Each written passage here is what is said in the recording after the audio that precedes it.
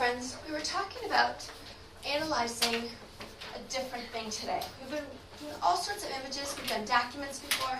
Today, we talked about doing an artifact analysis. Who the who might be, what is it, when do you think it was used,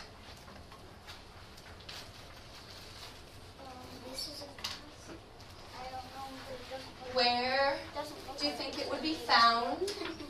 I would like you to share with me. Artifact analysis, who? Who might have used this? Seamstress. Okay. Who else, Nicholas? I think we still use it. So people today is what you're saying? People today. Anybody else have another idea? Keaton? I thought slaves might clean it. Yeah.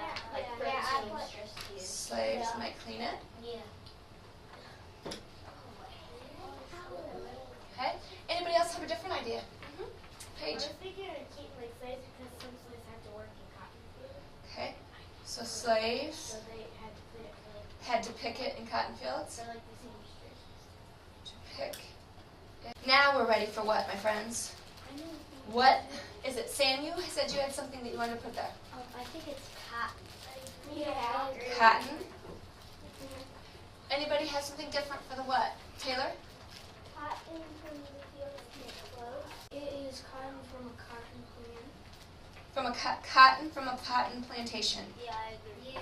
There's like crumpled leaves in it. Ah, some crumpled leaves are in it too.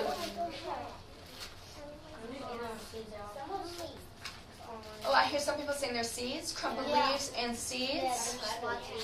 I really like it. When might have this been used, Taylor? When slavery started and ended in between 1619 till now, because slaves. So you're saying when slavery started in 1619, and what was the end of that? I didn't hear all of it. Till now, because slaves, Africa. Until now, because we still use cotton now. Keaton, where might you find it? In cotton fields. In cotton fields. Quarters? Slave quarters. And I'm wondering, when you say cotton fields, where would those be? If we were looking at a map, where might you? Down in the south. All right, so in the southern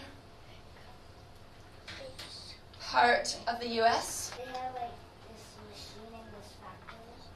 So you think that it could even be used in factories when they're trying to make something out of it? I think we're now ready for questions you still might have. I'm wondering how old is this cotton? Is something inside the cotton, like get all the pieces of cotton? Something in it? So like, what's that brown stuff? Is that what you're asking? What was it hard to clean the cotton Okay. and What- get it from the cotton plants? And yes, it's true. You think it's true? Why? It's hard to clean. Because you're having a hard time doing it right now? Slaves had to take the cotton out. How many slaves had this job that you're doing right now? I would not like to have this. I wouldn't either. Paige, you wouldn't want the job? No? No, it's very hard. You know that slaves would go out into the field and pick it. You know that they would do just what you were doing right now and pick those seeds and all that out of there. I heard some of you saying, I wouldn't want that job. It's not very easy. I actually think it's pretty hard to get it out of there. And Nicholas was like, well, would there be another way to clean it? Well, when it first started, no. They did it all by hand. Okay? That was how it was done. Until How long did it take them to clean them? it would take them a long time. And so there was a man named Eli Whitney. And Eli Whitney then said, well, this takes way too long to do. I'm going to invent a machine. And this is it right here. And it was called a cotton gin. There's a really short video about Eli Whitney, his machine, and what happened with it. So I'm going to turn it over. Is Eli Whitney still alive? No.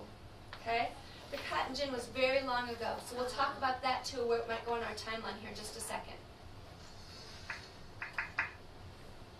Eli Whitney radically changed both agriculture and manufacturing in America during the 18th and early 19th centuries.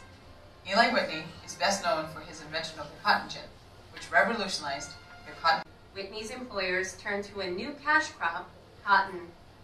In that area, they had an abundant supply of cotton.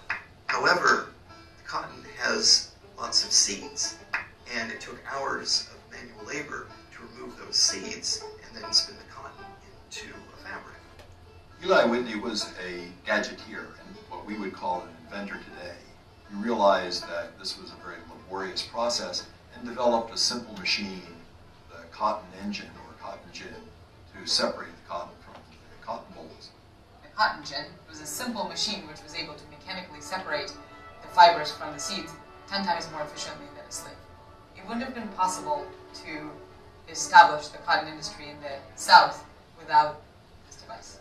Its more efficient production of cotton called for greater demand for hands to produce the cotton and to harvest the cotton.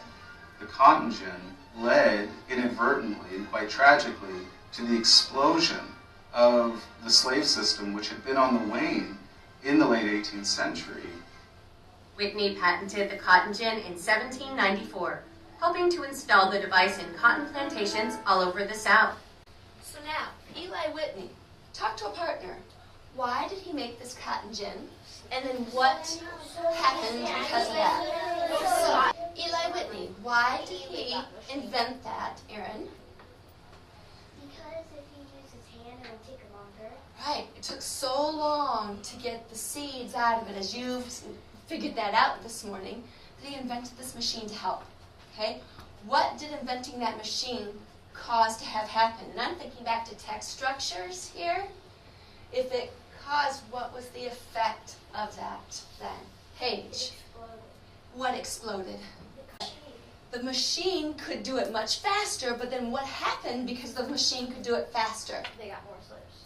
Keaton, you're right. They needed more slaves. Nicholas. And then after that happened, then after they got a bunch of slaves, and so they wanted to make it faster, so then they built a new machine, and then kept on trying to make it even better and better. This text structure, even though that was a video, if you take a look right up here, that's still a cause and effect. We're talking about what that machine caused and the effects of that, of what happened.